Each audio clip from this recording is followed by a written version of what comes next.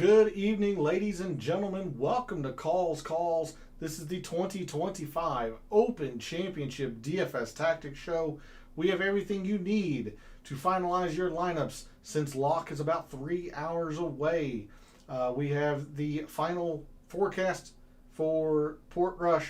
We have the projected ownerships, and of course, we'll start making some lineups, or we'll do some lineups later on in the show. So feel free to jump into chat, ask any questions that you have to finalize your lineups and optimize the way you want to. Get to as many questions as possible this evening. Because of that, I don't want to waste much time. Let's get into it. All statistics provided tonight and every night are from FantasyNational.com. It is the best golf analytic tool out there for your money. There are a lot of great golf analytic tools out there. No doubt about that. I simply believe Fantasy National is the best. Go check out FantasyNational.com. You will not regret it. In the description to the video, there are links to all of the social media. First off, my X and Instagram, where earlier this week I posted some research regarding the past 12 Open champions, the patterns that they all shared, and players in the field this week who also shared those patterns. So if you want to see the weekly research that I do on the PGA Tour, give me a follow at your preferred social media site. X is also where I place my weekly betting cards and top player usage in the DFS contest I play that comes out every Wednesday after the DFS Tactics show. So that'll be out later on this evening after the show. If you want to see the players I'm wagering and the guys I'm using most often, go give me a follow over at X. And then lastly, for social media, Gabe's handle's in the description. He writes a fantastic article called The Fringe. I cannot recommend it enough. By subscribing to his article, you're going to be able to join us in his Substack chat every Wednesday. We go over a lot of game theory and our favorite plays and whatnot. I always enjoy my time over in his Substack chat. And with the subscription to his article, you're going to get his deluxe version that comes out every Wednesday. That has his favorite plays, any wave advantage that he sees, projected ownerships, all of that. Again, I can't recommend it enough. Make sure you're subscribed to his article and follow him over on social media, because that is where we put our extended versions of our explanation for the 2025 Picks Challenge. I hold a 1-point lead after a fairly rough Scottish Open last week. So I am clinging to a 1-point lead. I'm hoping to build upon that and build on the success that I've had the past couple of weeks from the ISCO last week, not necessarily the Scottish, but from the ISCO. And we're going to try and have a great week for the final major of the year, the Open Championship. I see a lot of you in chat already. So to finalize this intro, we are live. Chat is open. I want to hear from you all. In addition to the poll question that I have typed up, I want to hear your all's feedback on that. Feel free to put your answer into chat. Ask any questions. I'll always get to as many questions as I can this evening. And if you're not able to catch a show live, make sure you put your thoughts and opinions into the comments. I'll always get to those as well. But we have a lot to get into, so let's not waste any more time. Let's figure out our strategies and our tactics for the 2025 Open Championship. And we are going to start, as we always do, on a Wednesday evening over at the Super Forecast for the tournament. Good evening, John and Derek. Thanks for jumping into chat. Very, very much appreciated.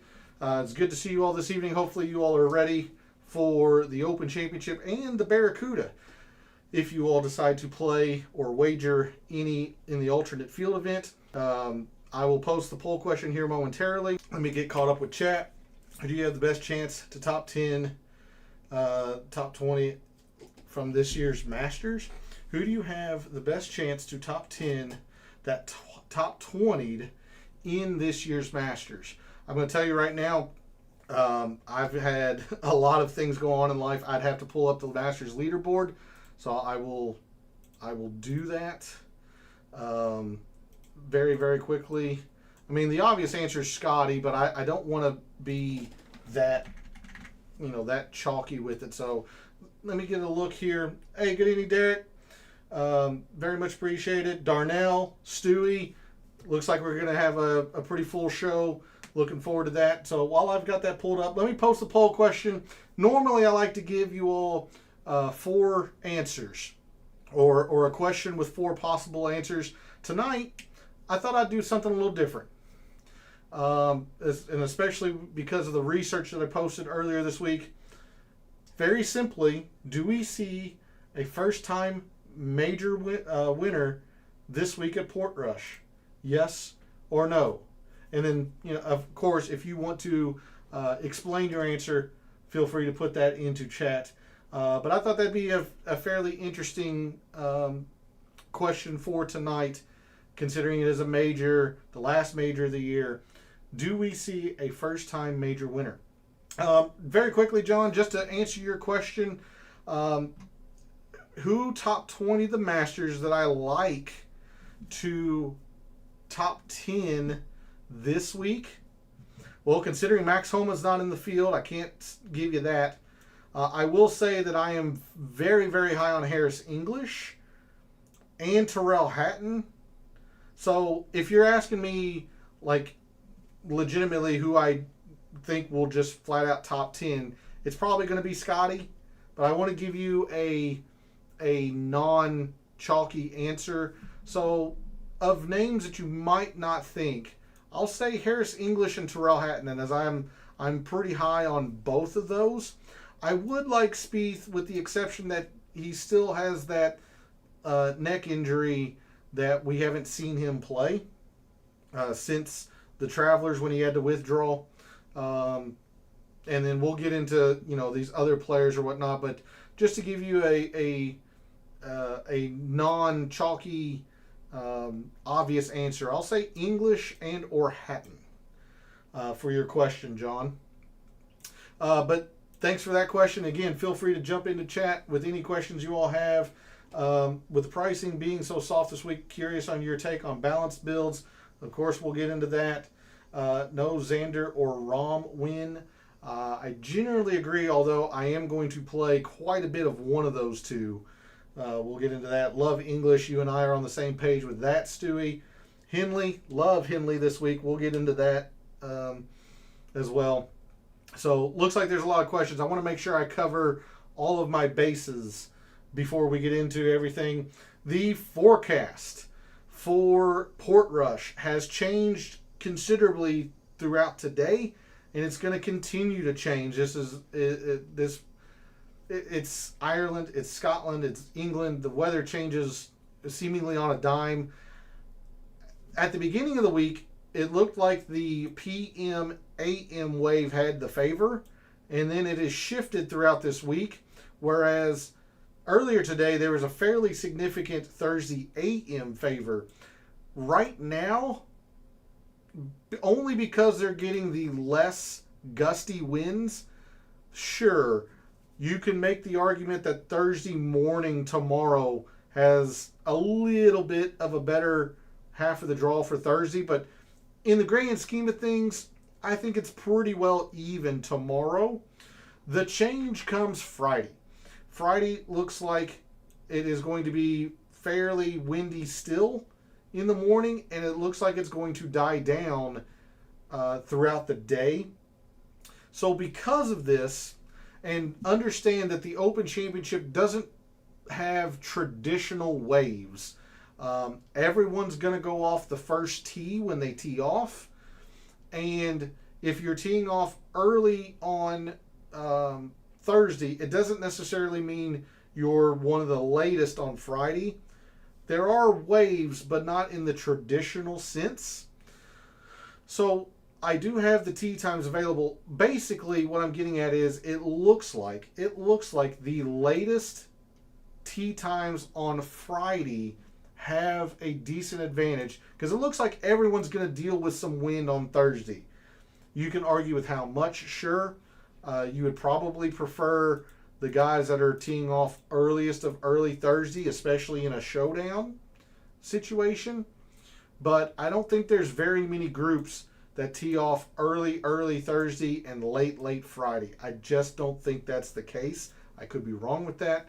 But based on this forecast, if this is the last forecast you're going to see before you lock your lineups, I would try to probably target as many of these late Friday tee times as you're comfortable with. Possible storms Thursday, thunderstorm warning. Yes, they are supposed to get some amount of rain Some lightning is potentially in the area, which would cause delays, which would throw any kind of potential wave advantage. I don't want to say out the window, but it would change things drastically. That's why I'm not, me personally, in my lineups, I did not factor in, much of this at all. But for your information as the viewer, I would maybe target the late Friday if this is something you really want to pay attention to. Me personally, I just decided to play the players that I thought was going to play Portrush the best regardless of their tee time. And if I lose because of that, then so be it. That is the chance that I'm taking because of all of this possibility of rain and storms. It's just too chaotic to try and narrow down. I didn't want to split my lineups going, half AM, PM favor, half PM, AM favor. I didn't worry about any of that. I just decided to play the players that I thought was best. So there is your forecast, at least for the cut portion of the Open Championship. If we zoom out, take a look at the forecast for Saturday and Sunday. Looks like it could rain a little bit on Sunday. Looks like there is a lot of rain potentially overnight Monday with a lot of wind. So if this happens to come in sooner, perhaps we get a, quote, traditional finish to an Open Championship with rain and wind.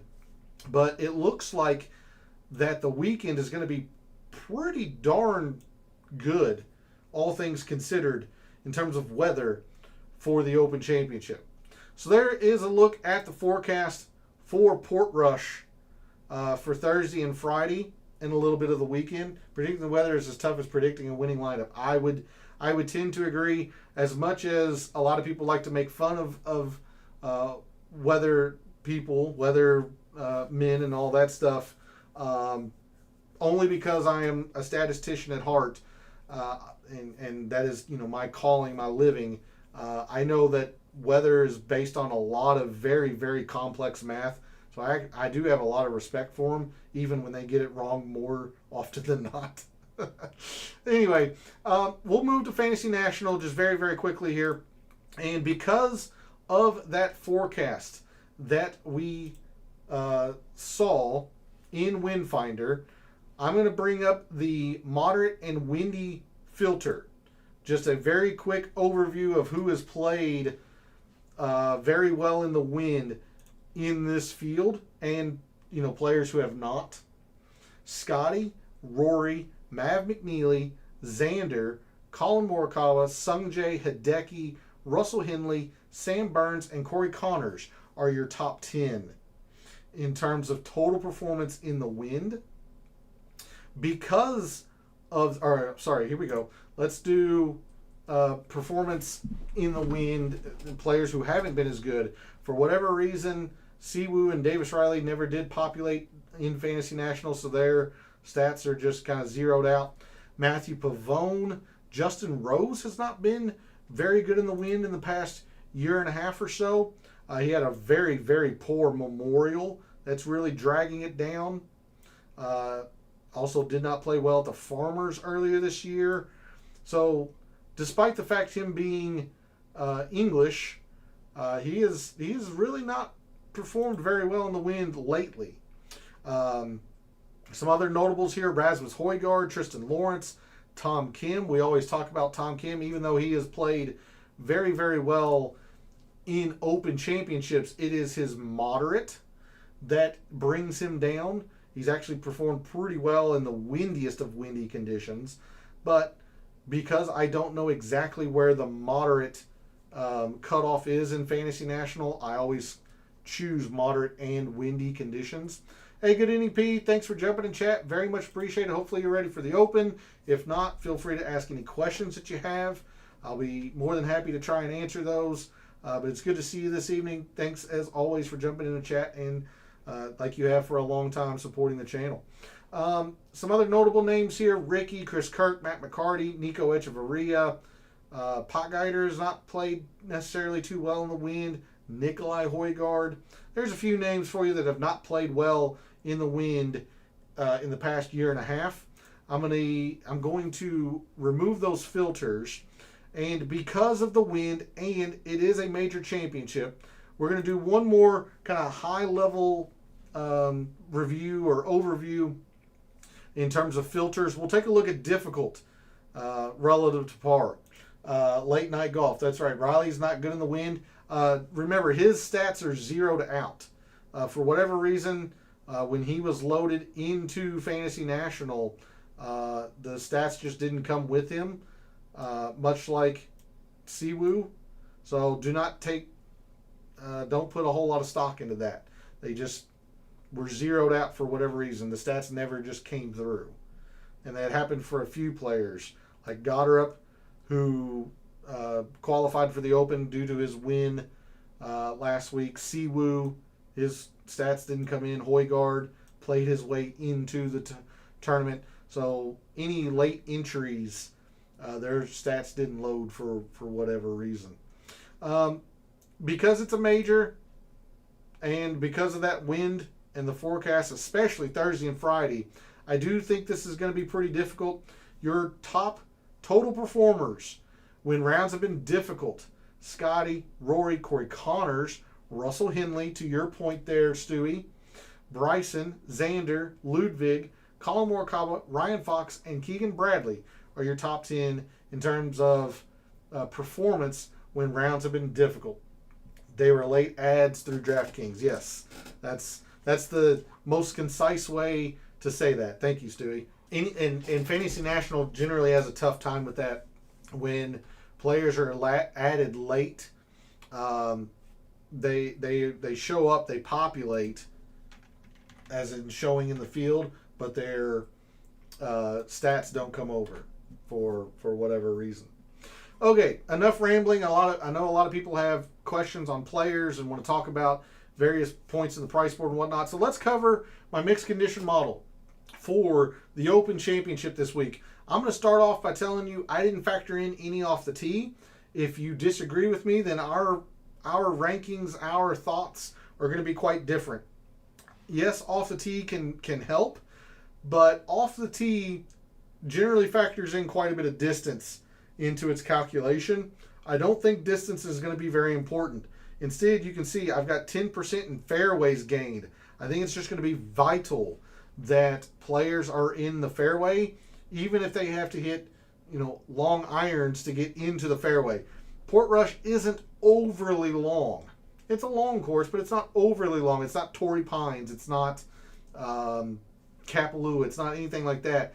Driver is not forced in players' hands. Am I crazy, or is Fitzpatrick the play this week with the weather? I like Fitzpatrick a lot. How much exactly we'll get into, but I like you. I'm on the same line of thinking, Darnell. Like I was saying, I don't think distance is going to be all that important, so I want to make sure guys are finding fairways. So that's about the only off the tee metric that I have in the mixed condition model. But the majority, or I should say the biggest weight in the mixed condition model, look, it's an Open Championship and it's a major. You're going to have to be very, very good with your irons. So 20% in strokes gained approach. Normally, I don't like factoring around the green for Open Championship and link style golf, but it's going to be difficult. And the thing with Portrush, these greens are actually pretty small. They're very, very small by links standards. They're only 5,400 square feet. So guys are going to miss greens, even the best players in the world. Tommy Fleet, I'm just using the example of best iron players off the top of my head. Tommy, Colin Morikawa, Corey Connors, Tom Hoge. These guys are going to miss greens with the wind and all of that. So 5% in around the green. I want to make sure that when these guys miss greens, and hopefully it's not very many of them, but when they do, that they're pretty tidy around the green. Cut my exposure. I don't know, having second thoughts on Fitzpatrick. Okay. I didn't. I have a lot of Fitzpatrick. 5% in putting in the last 24 rounds. I just wanted to see who comes to Portrush with a hot putter. And putting is a very, very fickle statistic. It's very hard to predict, almost impossible to predict. But I did want to see who arrives at Portrush with a hot putter. Best example I can give you is somebody like Kevin Yu.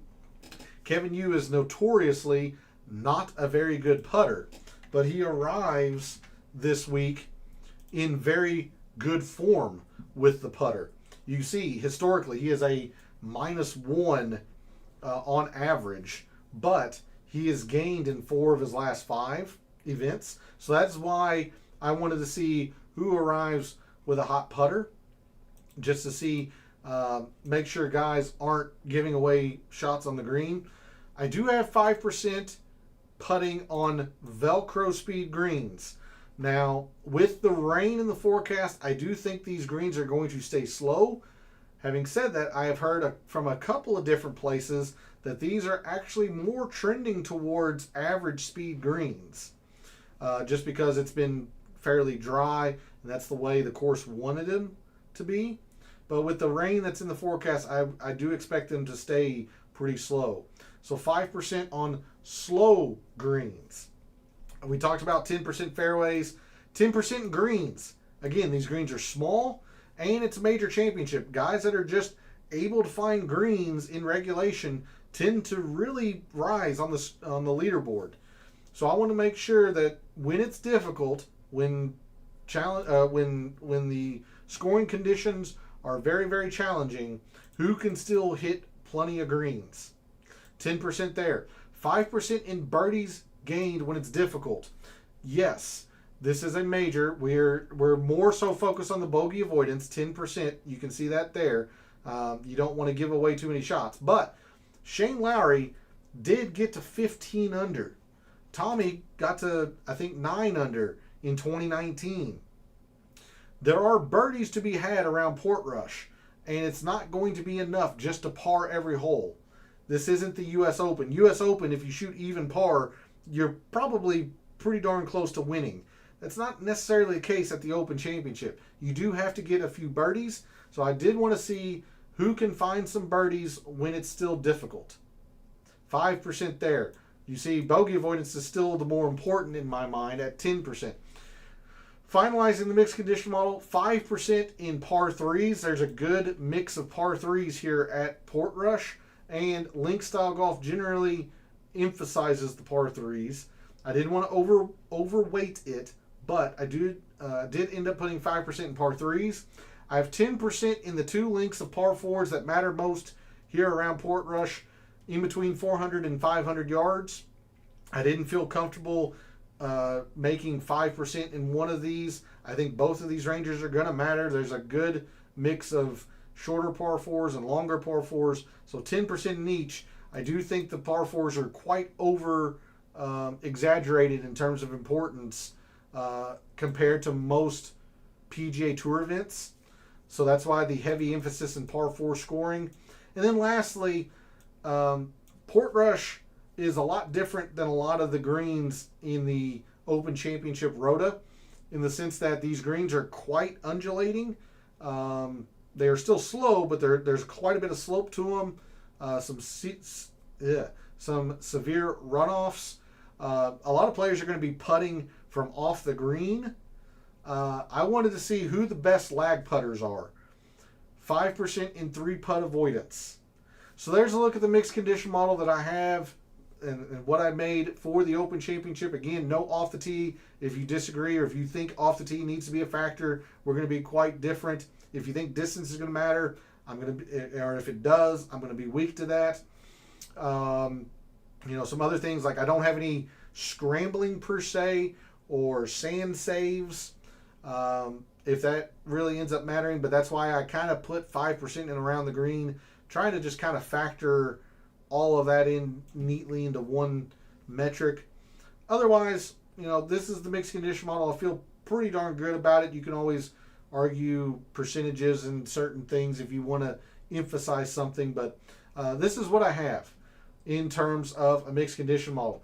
With that, we will move to Fantasy National. My goodness, we're going to move to Microsoft Excel. The reveal of my rankings for this week, and for your information, if you are a new viewer to the channel. As a reminder for returning viewers, my criteria or my rankings are based on 3 different factors, 3 criteria. The first is the Fantasy National rank. Fantasy National will spit out a ranking based on the mixed condition model that we just went over. You know, the metrics, percentages, and all that. Course value is not appropriately named this week, but normally I give a player a numerical value on how well they have played at that course the past few years. Because the Open Championship rotates, this is Open Championship value or tournament value, and I have gone all the way back to 2012. Hey, good evening, Rose. Thanks for jumping in chat. Very much appreciated. We got a full house this evening. Hopefully you are ready for the Open Championship and the Barracuda if you have decided to make any wagers or play in the alternate field event. But everyone knows and everyone's focus is mostly on the Open Championship. But good to see you this evening. Thanks again for jumping in chat. Feel free to ask any questions. I'll try to get to as many of them as I can. So this is performance at Open Championships. You can see somebody like Scotty, somebody like Xander has a very low value. They've played very, very well at Open Championships. Someone like Sepp Straka and Siwoo, Seabez, they don't have necessarily the greatest course value. Even though Sepp finished runner-up a couple of years ago, he has a miscut, and I think it's either a top 30 or something. So it's kind of a mixed bag for Sepp. But like Jordan Spieth's got an immaculate course value.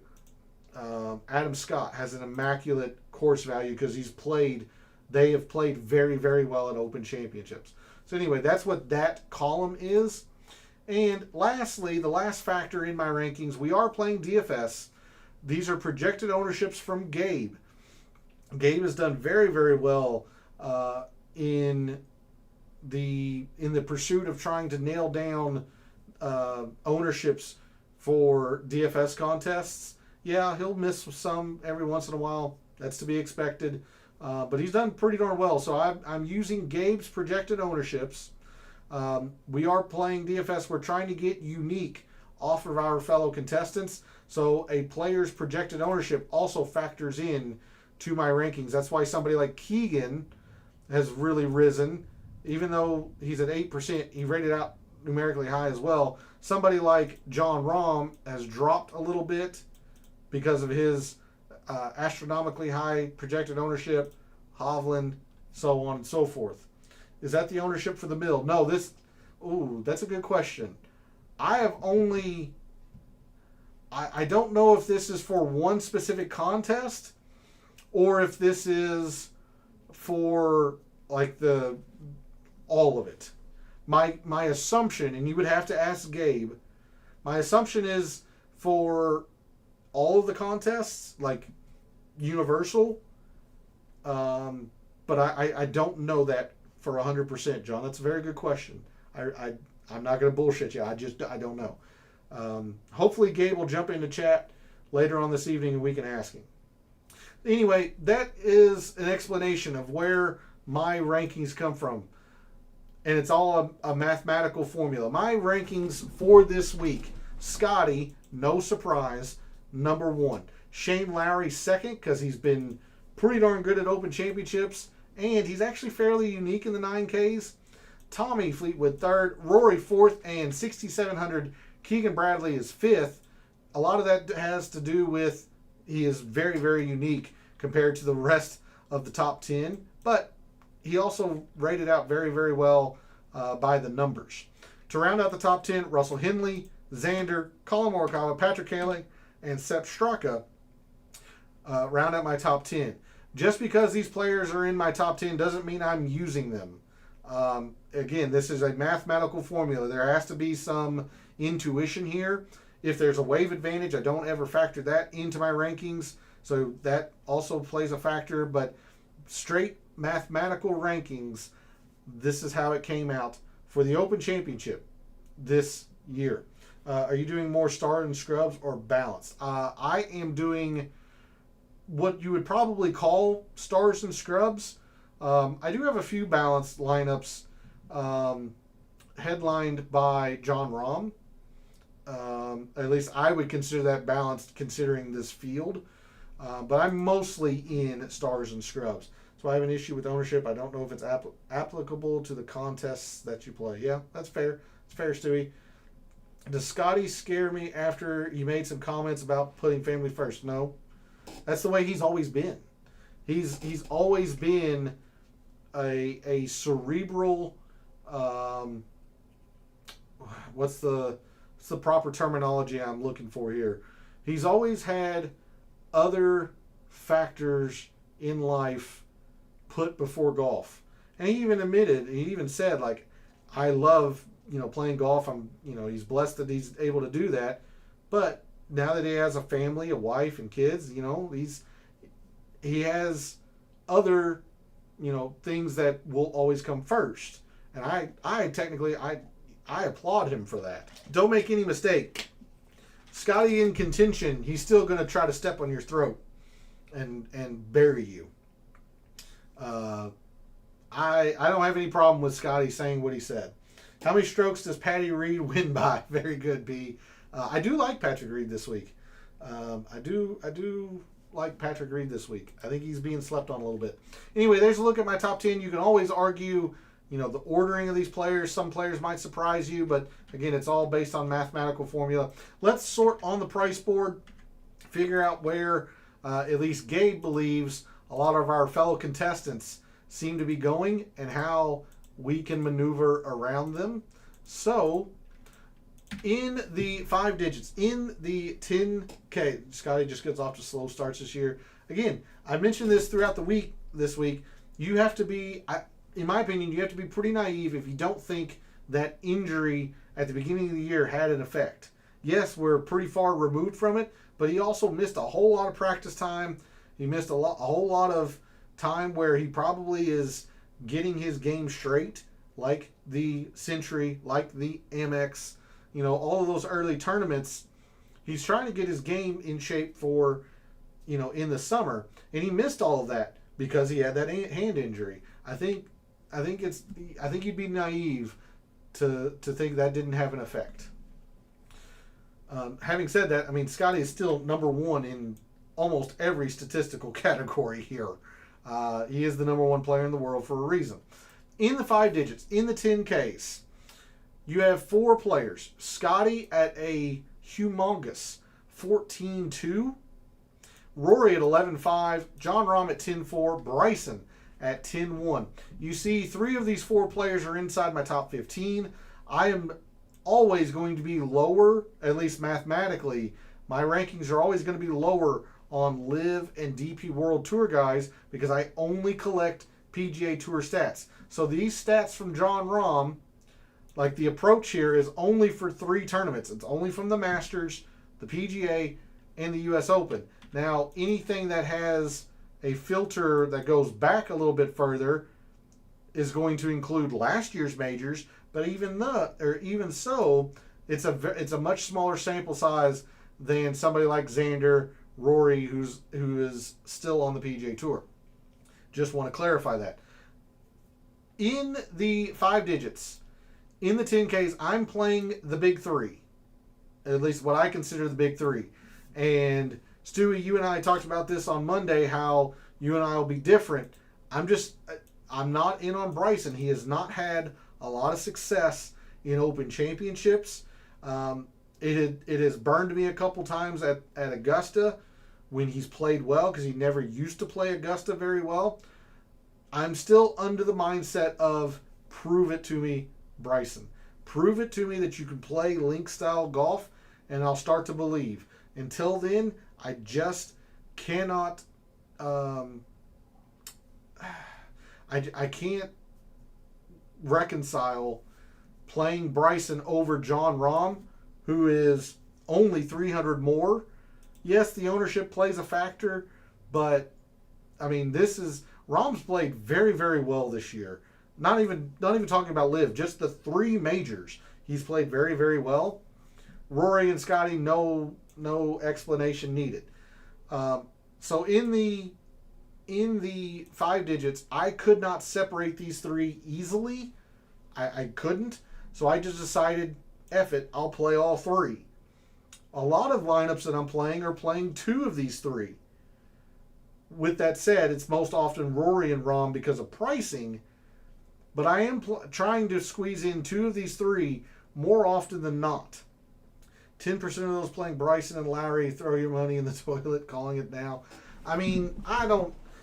The thing is, if you're playing one of these 5-digit guys, they have to, like Scotty almost has to win at his price point, but these other guys basically have to top 5 or top 10.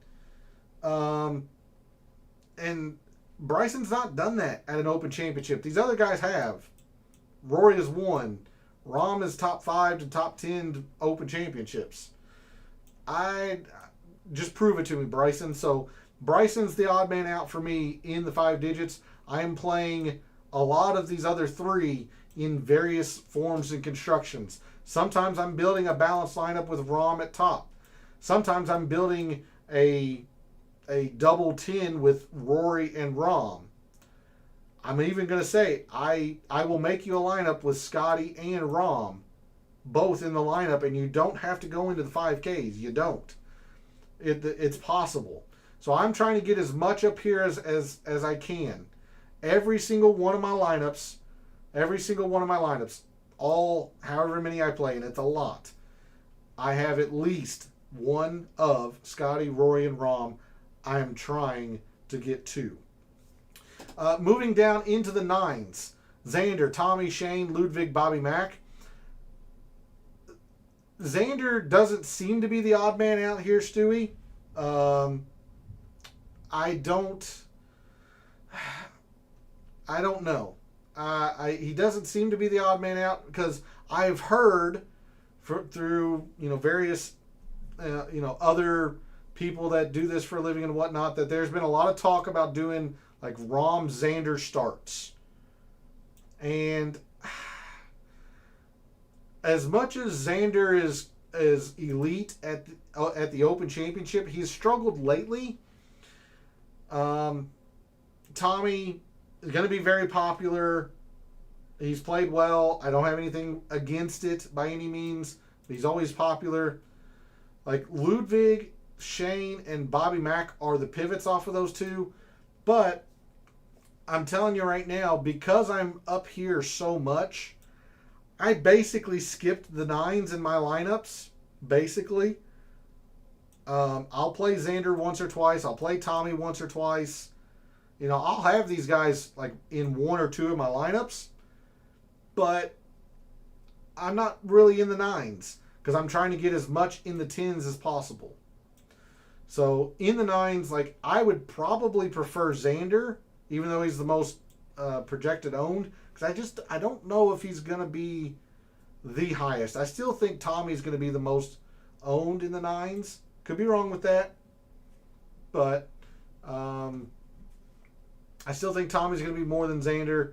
I'm a little surprised to see Lowry so little owned, but he's been pretty inconsistent by Lowry standards. Congratulations there, John, on winning what you did for this week in the Millie Maker. So I wish you luck in that. Got one lineup running a bunch of entries, running a showdown lineup as well. Very nice. So yeah, I mean in the 9s, I'm just not here all that often because I'm trying to get as much in the 10s. And I'm also skipping the 9s because I'm all in on Tyrrell Hatton. I love Tyrrell Hatton this week. I don't care how much ownership he has. I'm playing a lot of Tyrrell Hatton. I'm going to be highly, highly overexposed to Tyrrell Hatton. We're going to see Hatton quite a bit later on in the show, on social media. I love Tyrrell Hatton this week. A lot of my lineups, like if I'm going Scotty, I'm trying to fit Tyrrell Hatton in there, even though he's basically a 9K. So I've been going like with a big 4. Even though Tyrrell Hatton isn't priced like the other 3, I've been considering it a big 4.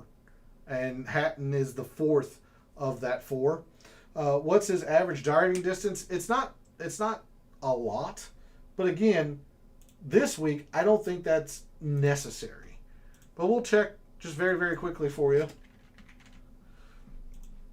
Bet Hatton first round leader. Very nice. I don't know when he tees off.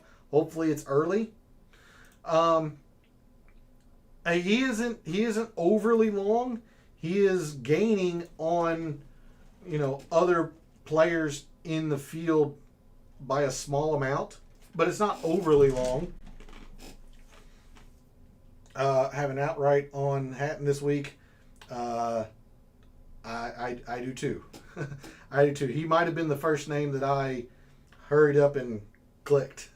I was all about some Hatton all week. So there you go. There's a look at Hatton, his driving distance, and it's the combination that he's long enough. He's pretty darn straight. It's an open championship. Like he generally avoids bogeys very well. I don't know. It's just the combination, everything put together, that I like Tyrrell Hatton a lot. Elsewhere in the 8Ks, there's only one other player that I'm even interested in playing in the 8Ks, and that's Victor Hovland. Victor really killed me last week. I didn't want any part of Victor Hovland, and he played very well at the Scottish. I'm going to bank on his irons staying red hot.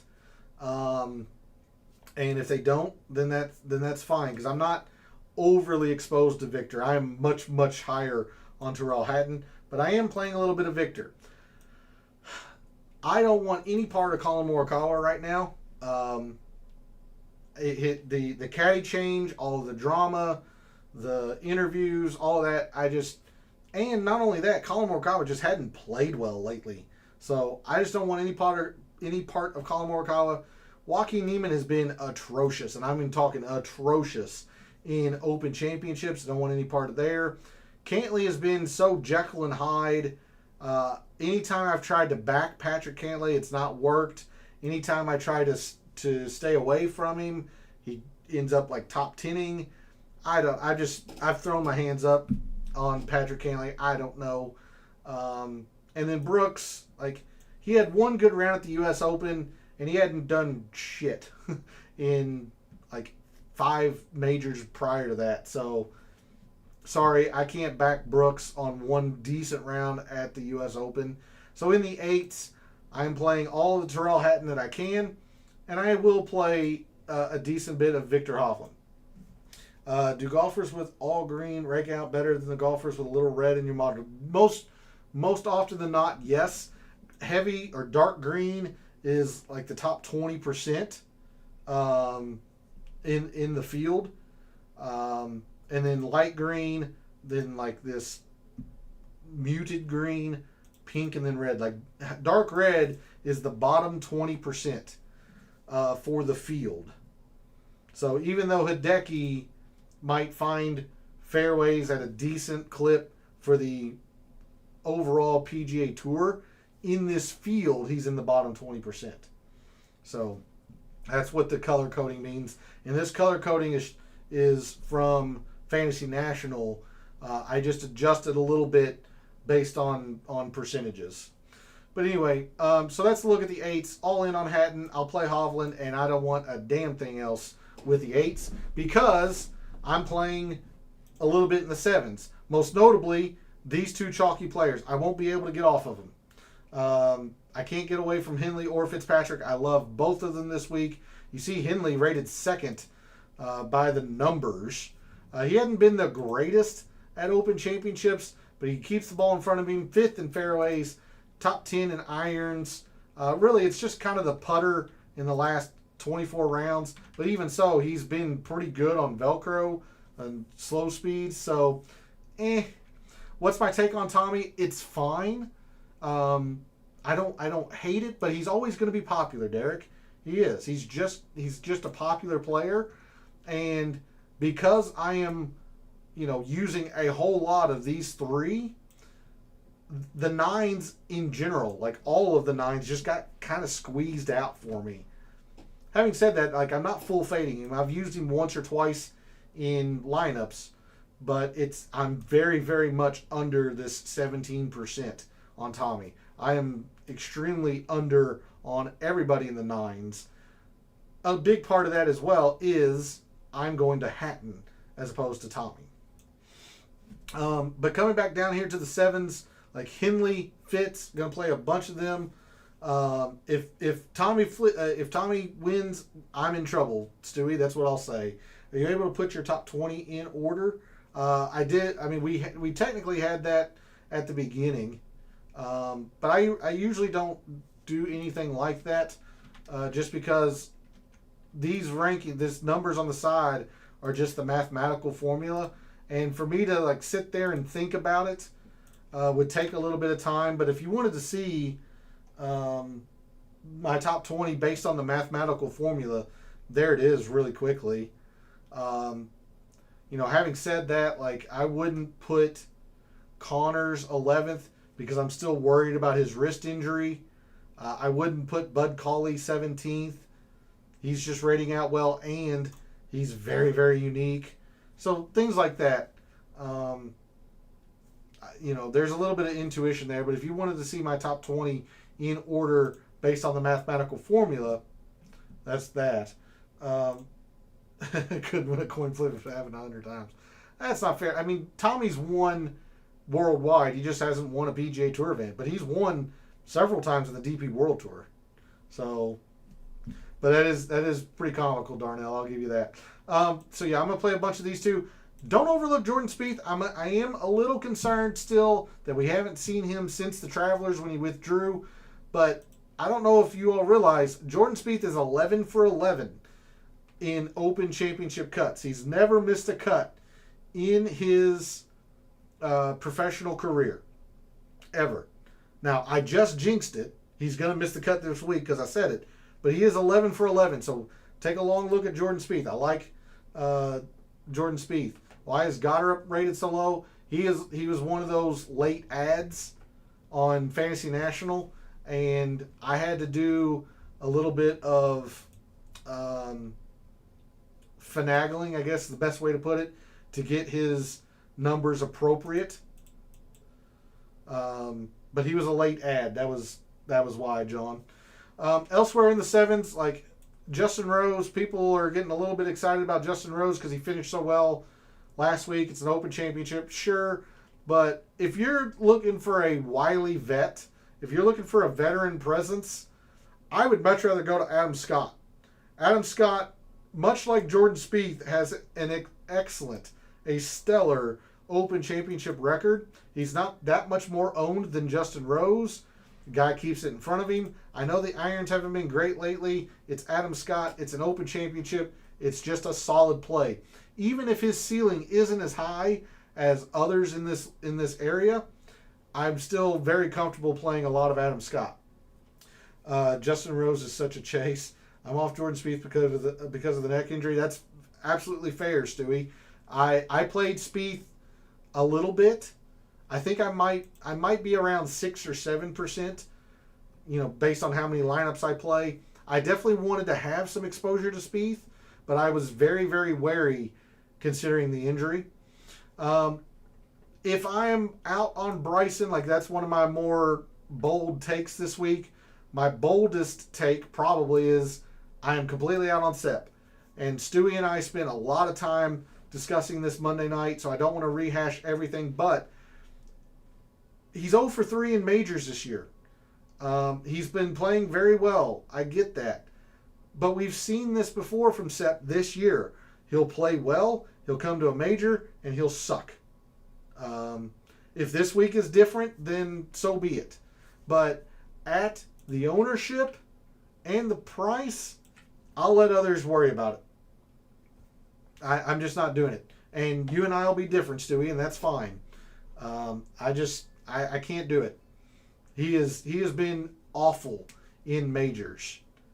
He's been okay around Open Championships, but 0 for 3 in cuts made at majors. Until he does it this year, and this is the last chance he'll get. He's also very, very, very popular. Like very popular at his price. So that was easy for me to get off of him because he's about the only one other than maybe Adam Scott in the mid sevens that's getting play. He is accurate. That's absolutely true, but he just hasn't put it together in a major championship. He just hadn't, for whatever reason. Moving down to the low sevens, Adam Scott. I'm going to play a whole lot of Adam Scott. I would like Corey Connors, but again, like Jordan Spieth, he's dealing with an injury. We haven't seen Corey Connors since the U.S. Open, I believe, because of a wrist injury. So be very cautious with Corey Connors. Take a long look at Ryan Fox, 17th, top 20 in irons in this field. He's played Open Championships pretty darn well. Could we make a Millie lineup at the end? Oh, I always make lineups at the end. Don't worry. I'm just going through the price board. I always make lineups at the end. So don't worry about that, John. I got you covered. Patrick Reed. I really like Patrick Reed this week. For the fact that he is known for his short game, look at his irons. It's only 3 events. It's a small sample size. But his irons have actually been pretty darn good this year. So take a long look at Patrick Reed, too. And we all know how well he does in major championships. Whether you like him or not, he does well in major championships. Moving down to the 6s, and then we'll go to the 5s just very quickly, because I want to make sure I have time for lineups and the picks challenge between Gabe and I. In the 6s, you can maybe think about Spawn and Rye. I'm not in love with it, but statistically they write it out extremely well. I'd be more interested in Keegan, despite the fact that he has missed like 6 Open Championship cuts in a row, might be 7.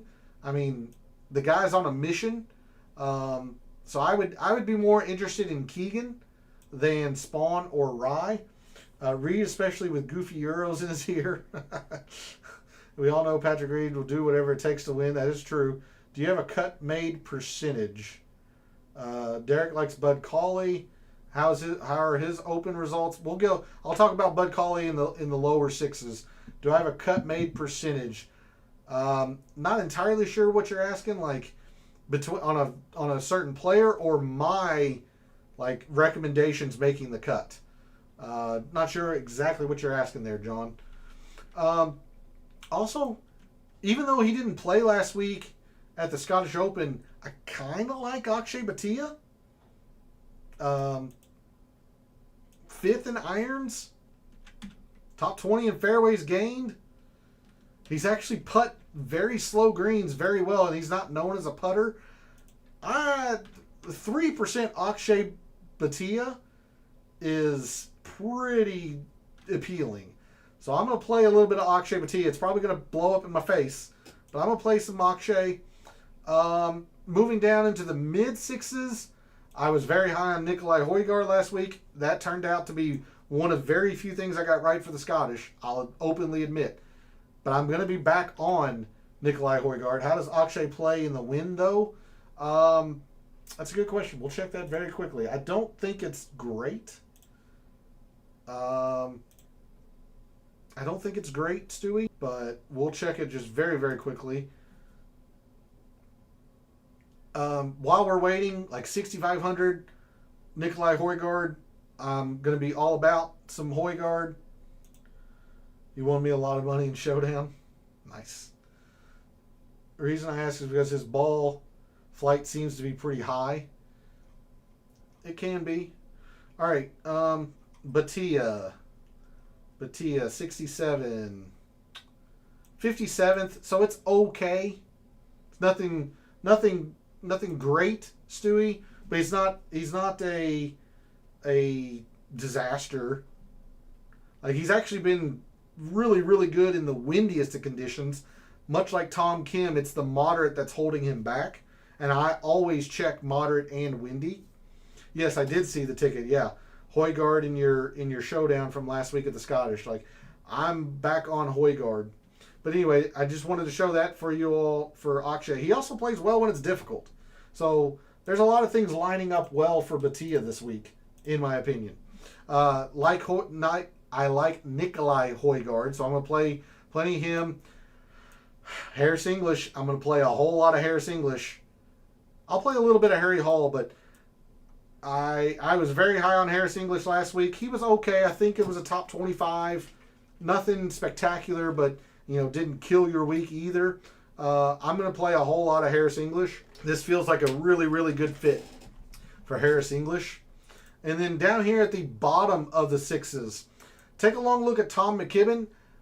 Admittedly, I don't know very much about Tom McKibben. This is a play that I've heard thrown out from others that I trust and listen to and talk to that also do this for a living and whatnot. They're very high on Tom McKibben. Any stats that I have from him are from major championships since he's on live, but he's performed well. I like Tom McKibben quite a bit. I want to recommend him. You asked about Bud Cauley. Statistically, Bud Cauley rated out very, very, very well. I'm a little more skeptical about this, but it's hard to ignore, Derek. I believe it was you, Derek, that asked about Bud Cauley. How well he rated out. McKibben round one special, played the course 100 times. That's true. I mean, he is a local product, much like Rory. What about Mav McNeely? I like Mav McNeely too at 6,100. He's been really, really bad at his previous two Open Championships. With that said, he is in much, much better form now. He's a much different player now than what he was then. So I made sure to play a little bit of Matt McNeely. I played a little bit of Nick Taylor. But you see these guys, they're getting some interest. Nick Taylor's at 8.5 projected ownership. Matt McNeely's 6.5. That's why I wanted to highlight the players that I did, like McKibben at 3%. I don't even hate Seabez really at 2%. Seabez has a lot going well for him, especially if he keeps the ball anywhere near the fairway, because his off the tee is generally pretty bad. But you want to talk about elite short games, that's Seabez. Seabez has an elite short game. Pinge played very well last week. I will play him. I'm not as high on Pinge as I was last week because last week I felt like the Renaissance Club really favored bombers, and Pinge can really move it off the tee. I think it's more about precision this week. Having said that, I did play him, Derek. I did play Pinge a little bit, but he's not my FOMO. Marco Pinge was my FOMO last week. He's not my FOMO this week. And then lastly, let's go into the fives very, very quickly. There's only a couple players that I really, really want to bring to your attention. Grazerman's getting a lot of attention. He's probably the most chalky play in the 5Ks. It's a decent play. He rated out well for me. Just understand he is probably going to be the most popular 5K. I mentioned to Kevin Yu only because the putter is in form right now. If he wasn't in form with the putter, I would not recommend it. But the putter is hot right now. Take a look at Nico Echeverria. Never played the Open, but this is a top 30 iron player in a major field. Like, his irons have been very, very good lately. So I do want to mention Nico Echeverria. And because he is, I think he's Venezuelan or Colombian, he's very used to putting on slow greens, those Caribbean style events. He putts very well on slow greens. So these greens that are slower than the PGA Tour and can give a lot of Americans fits, it's not going to really bother him, I don't think. So take a look at Nico Echeverria if you're needing some price savings. And then the mad scientist play this week is Antoine Rosner. I know he didn't rate out well for me, but he is 2 for 2 at Open Championships. He top 20'd the Open last year. The irons are good.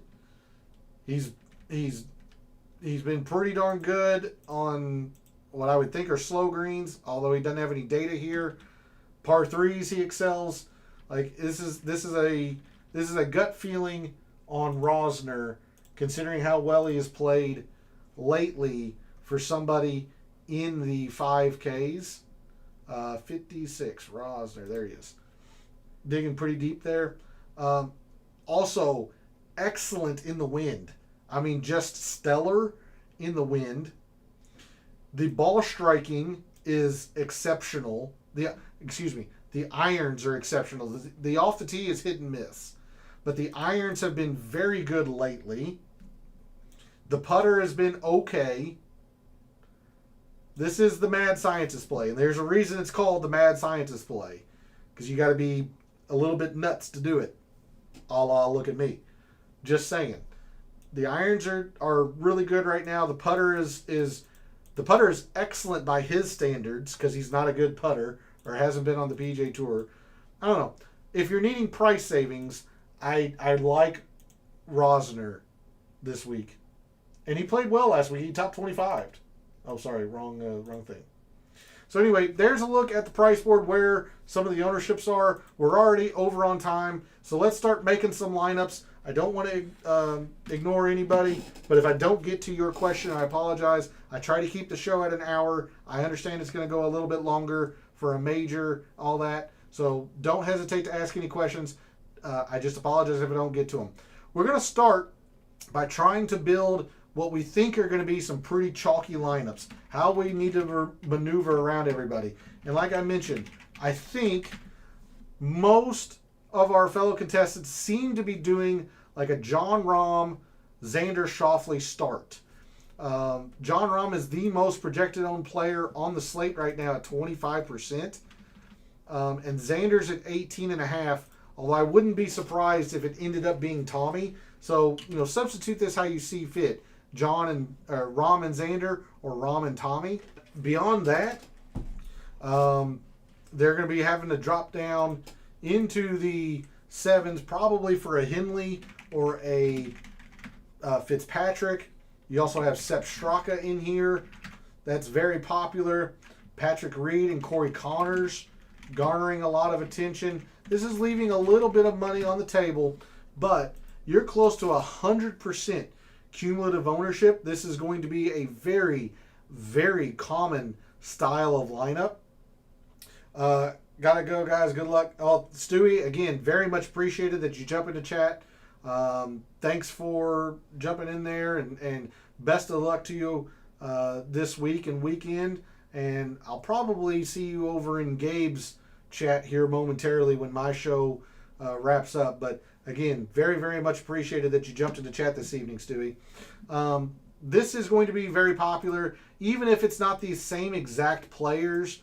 Maybe Connors is an Adam Scott, or maybe Henley's a Fitzpatrick. But I'm saying this style of lineup is going to be very, very popular this week. If our fellow contestants are getting a little bit more up top and saying like a Rory, in the 6Ks, at least per Gabe's projections, there isn't a whole lot down here. You got Harry Hall, 10%, Harris English at 8.5%. I'll do Harry Hall here. The overall ownership might not be the full like 97 to 100% like we just saw, but it's still going to be pretty popular. Most of the same names here. I'll try to differentiate it a little bit. Let's do Adam Scott. If they're doing Rory, they're probably coming down to maybe like a Hatton or a Victor. Oh, they can definitely do a Victor there.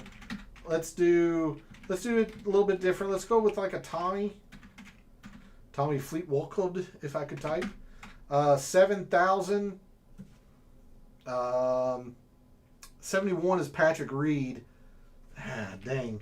All right. I'm just trying to use different names. I understand this is 100 over. I'm just trying to give you an idea of some of the names in the style of lineups that are going to be pretty popular. Like Rory, Tommy, Rory, Shane Lowry probably. Like Victor Hovland could very well come down to a Henley or Fitzpatrick. Scott's popular. Harry Hall's the most popular 6K play. This looks like a common Rory style lineup. So how are we going to maneuver around that?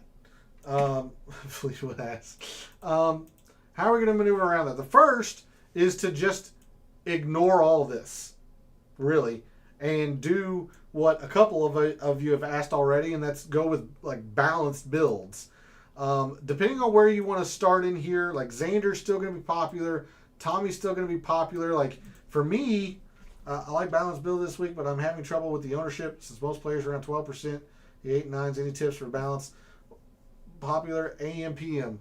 Well, because of that, these are the tee times for the Open. Like, this is tomorrow, this is Thursday, this is Friday. Like, Højgaard's one of the first off. I like that. Pinge, one of the first off. You start getting into, like, down in here, you're going to start getting a lot of that wind. So, like, that's why I'm pretty high on Nikolai Højgaard, Tom McKibben, Marco Pinge. But really, the best tee times are kind of like these here, because the wind really dies down late on Friday. Don't think a full wave stack's the way. I don't think so either, Darnell. But Phil Mickelson, Phil, yeah. But it's hard to argue that these guys, or it's hard to argue against these guys having the absolute best portion of it, because everybody's going to be dealing with wind Thursday. It does not look like wind is a factor on Friday. So players like Hideki, Ryan Fox, Matt Fitzpatrick, even though I'm completely out on him, Sepp Straka, Akshay, Sam Burns, Xander, Rahm, Scotty, Nico Echeverria. One of the reasons why I mentioned Nico Echeverria. Phil Mickelson bet on himself to come in last. Very good. These players generally have the best of the wave advantage this week. So I want to make sure I showed you that since John asked about it. How are we going to do balanced builds? I know you're a big fan of Tommy, Derek, but I'm going to try and be unique here. I'm going to start with Ludwig. Played very well last week. I do expect Shane Lowry to be a little bit more popular. Guys the young man's an all-world talent. I'm gonna start with Ludwig in the hyper balanced build. You all know, even though he's popular, I'm all in on Tyrrell Hatton, so I would go to Hatton next. You could do a Victor Hovland. I'm not there with Patrick Cantlay, but he seems like he would be a decent pivot. For me, it's Henley and Fitz. Ludwig is my king of the mountain bet on DK. Very nice. Do you have a low anchor? I would for Scotty lineups, which I'll show you here in a moment. I'm just focused on the balance build right now. But like, you still have like 8,000 per player. Like, you could actually bottom your lineup out at Matt Fitzpatrick. Derek, go Henley here. Victor could be in this. And then 8,000 is Brooks. I'm not there. Maybe you come down a little bit. Go Justin Rose, Jordan Spieth, who's never missed a cut at the Open. Maybe you come down a little further. Again, I'm not there with Sepp Straka, but Sepp might be a little bit too popular in this build. Adam Scott. I think Adam Scott. I don't think Adam Scoot, as he's now known. I don't think you're too terribly worried about balanced, because most of our fellow contestants are going to be up in this range, especially if you start with Ludwig. Now, if you're starting Xander or Tommy, then I think you might start getting duplicated there, Derek. But the lower you're willing to go to start your team, Lowry, Ludwig, Bobby Mack, the more I think you're going to be unique. John, you asked about, do I have a low anchor play? I do. So let's build a Scotty lineup. Let's go Scotty. I told you my mad scientist play, my 5K play of the week is Antoine Rosner. So that would be the border, or the upper and lower extreme of a Scotty team. You can still probably do an 8K in here. Like, for me, again, I'm all in on Tyrrell Hatton, but I want to try to use some different names. You could maybe do a Victor Hovland in this. go into the sevens. We used Henley. We used Fitzpatrick. Let's use Jordan Spieth. Again, I'm a little bit. Yes, I would choose Rosner over you. I did mention Kevin Yu. So if you're not scared of Kevin Yu, you can easily put him in here as well. I do like Rosner this week. I'm using Spieth just because he's got such a fantastic track record at Open Championships. But I am a little concerned with the neck injury. Then we have a couple of low sevens. Like, you don't have to come into the sixes if you don't want to, but look, at 64, like Harris English makes a lot of sense. 78, you can use Fitzpatrick, who I am really, really high on. There's a Scotty lineup. You're coming down a little bit further than you might like in your second player with Victor, but you asked about a low anchor. This is the kind of style of Scotty lineups I've been building this week, John. Darnell, thanks for jumping into chat. Really appreciate it. Before you go, Darnell, the only thing that I would say about Rahm and Xander is I think that's going to be pretty popular for a lot of people's start. So you're setting yourself up for a 4v4 a lot of times. If you're not worried about that, then I don't hate it. Like, I like Rahm a lot. Xander's fine. I just want to warn you that it does look like it's going to be pretty popular. A pretty popular start for Rahm and Xander. So if you're not worried about it, then all forward, because I like that idea. I just think it's popular.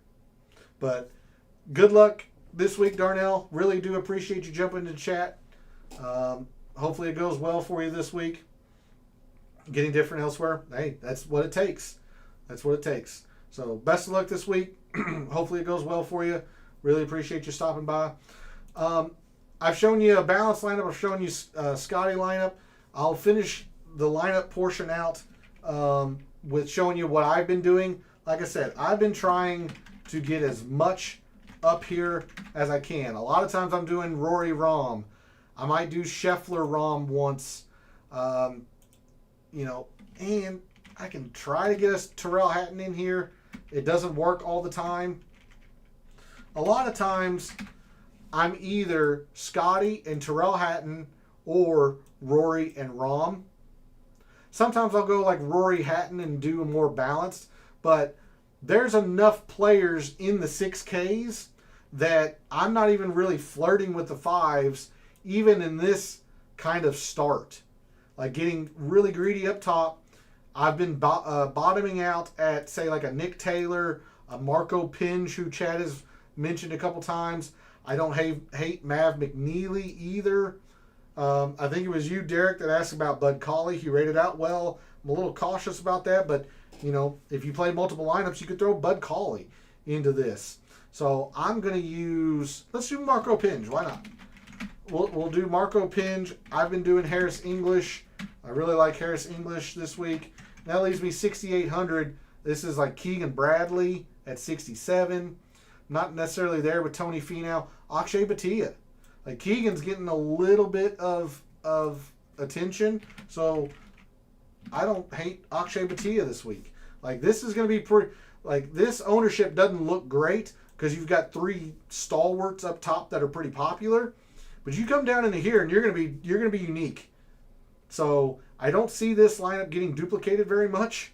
You're taking a chance on a couple of players, particularly Akshay Bhatia, but you're getting off the Keegan Bradley chalk at his price. This is the kind of style of lineups that I've been trying to do as often as possible. So my core, and I understand this isn't all going to fit in one team, but I'm telling you, my core, I've been doing 2, if not 3, of these 4. A lot of times it's Scotty and Hatton. Like, I can do Scotty and Rahm, but I'm having to go down into the 5Ks and play a little more like 6Ks than I'm really comfortable in one lineup. So I'm either doing Rory Rahm, and you just saw I was able to do a Rory Rahm Hatton even, or I'm doing like Scotty Hatton, Rory Rahm. So it's at least 2 of these 4. Sometimes I've been trying to get greedy and do these 3. And then at the bottom, well, I can't even say the bottom. I'm playing a lot of Russell Henley. I'm playing a lot of Fitzpatrick. I'm playing a lot of Adam Scott in the middle of the price board. I know that they're popular. That's fine. I'm hoping that the style of lineup that I'm building, trying to get as much up here as possible, is the uniqueness. Going, at least 2 of these 3 in the middle. And then down below, I am, other than Harris English, I've been basically scattershotting. I'll play Keegan a little bit. I'll play Rye once or twice. I'll play Batia a little bit. Nikolai Højgaard, 3 or 4 times. English a bunch. I'll throw Harry Hall a couple of times. Tom McKibben 3 or 4 times. Like, I'm scattershotting the 6s with the exception of Harris English. He's pretty big core for me. And my lineups have been basically filtering through different combinations of these players. So with that, we're going to go to the 2025 Picks Challenge. Before we do that, the poll question, quite a few votes. Do we see a first-time major winner this week at Portrush? 60% of you have said yes, 40% have said no. Pretty evenly split. I am going to say yes, and that is the segue because I'm choosing Tyrrell Hatton to win. I am all in on Tyrrell Hatton. He's my pick to win this week. And then Gabe would also technically be a yes in that poll question. He's going to take Tommy Fleetwood to win. My favorite play is Adam Scott, 10% ownership on a player that has made 14 of his last 15 Open Championship cuts. I love it. And he doesn't have the injury concern that Jordan Spieth does. Give me Adam Scott. All of the Adam Scott I can play. Much along the same vein, Gabe's going to play Jordan Spieth. He's not as concerned with the injury that I am, so he's going to play Spieth. I'm going to fade Sepp Straka. He's not made a cut at any major this year. I'll just let everybody else play all of that ownership. Gabe's going to fade Russell Henley, which I don't agree with. I'm going to play a whole lot of Russell Henley. So if Henley doesn't play well, I'm going to be in trouble. But he's going to fade Henley. Mad Scientist play. Generally speaking, we're trying to find a low-price guy who's very little owned. I'm going to choose Antoine Rosner. And Gabe is going to go with Saddam I have no idea. K. Kanjana. He even admits that he doesn't know anything about this player, but whatever little stats there are on him have really popped for Gabe.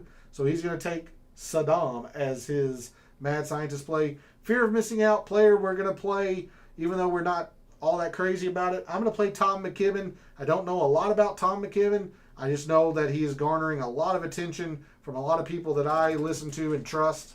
So I'm going to make sure I have Tom McKibben because Marco Pinge was my FOMO last week listening to these same people, and Pinge played very well. Gabe's going to take Hideki as his FOMO. Hideki, mid-7 price. I don't remember the last time we ever saw Hideki be mid-7s in price. And then our wild card category, we change this up every week. It is an alternate field event, or there are 2 tournaments this week. So we went with choosing the Barracuda winner. I'm going to go with Ryan Gerard, in form, aggressive scorer. And Gabe's going to go with Max Homa, thinking he gets back on the right foot with a win at the Barracuda. I tell you what, I got a lot of people to thank. I need to thank John and Derek and Stewie, Darnell, P, Rose, all of you all. Thank you very, very much for jumping into chat. Very, very much appreciated. Let me come back to Microsoft Excel. Very, very much appreciated that you all jump into chat and spend your time with me. I'm very, very much appreciative of that. Let me know how things go for you over the week. Reach out to me on social media and play along with Gabe and I in the 2025 Picks Challenge. Put your picks into the comments or go over to social media. Reply to us over there. Let's see what your picks for this week are. Again, reminder that the Barracuda is going on. There's a lot of value to be had over there. I had a full show about the Barracuda last night. So if you're interested in that, make sure you check that out on the channel as well. But thanks again to all of you for jumping in chat. Thanks to everyone else out there who tunes in, watches, listens, supports the channel by liking the videos, commenting, and subscribing. I always appreciate it. I love what I do.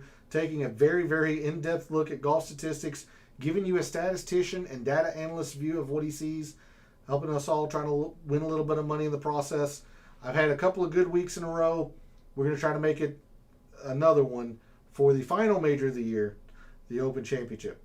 So for all of the wagers you've made this week for the Open Championship and the Barracuda, for all the DFS contests you play this week for the Open Championship and the Barracuda, for this weekend and every weekend, may all your bets be profitable.